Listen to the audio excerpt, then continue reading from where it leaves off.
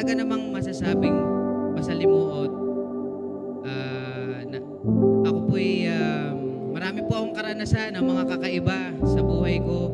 Nainom ako po'y malakas manigarilyo nung araw, nakatikim din ako ng drugs, at yan po ay masasabi ko na huwag niyo pong tutularan kayong mga kabataan, lalo-lalo na po yung mga teenager na mga kabataan na nandito, huwag niyo pong tularan yon.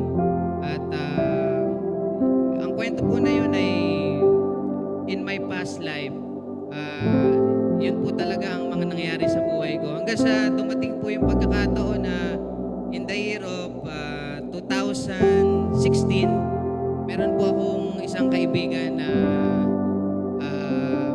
nag-invite po sa akin na siya po ay nakapakinig din ng Words of God galing sa Glorious City Church. Ayun. Actually, kasama ko po siya ngayon dito. Ayaw niya magpa-mention ng pangalan, pero okay lang yun.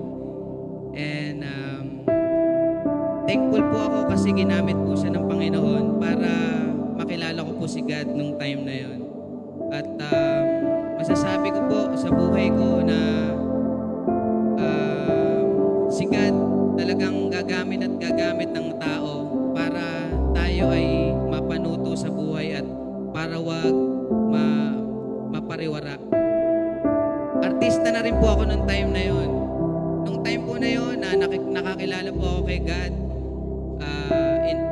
in-adapt po ako ng Glorious City Church, nila Pastor Jam, nila Pastora Ann. Ayan, magkaroon po ako noon ng leader, nagkaroon po ako ng cell group. Ayan, sila Daddy Boy, mga kasama ko po. At marami po akong natutunan sa buhay.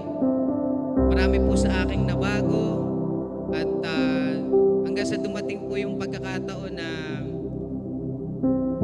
si God po ay ginamit po yung pagkakataon na yon at binigyan niya po ako ng pinikula na talaga namang tumabo sa takilya. Yun po yung Kita Kita. At masasabi ko po na ang Panginoon po ay ginawa po akong instrumento, pinasikat po niya ako. Pero gusto kong sabihin po sa inyo lahat na hindi po ako yung tunay na sikat, kundi ang mahal na Panginoon po. At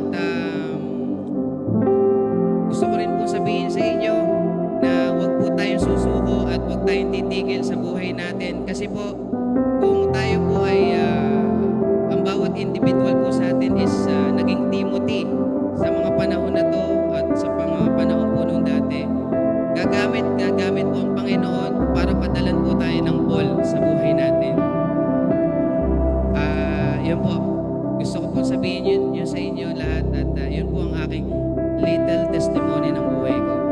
Sana po naging masustansya po ang utak ninyo at marami po kayo natutunan. Thank you po, maraming salamat po. Praise God!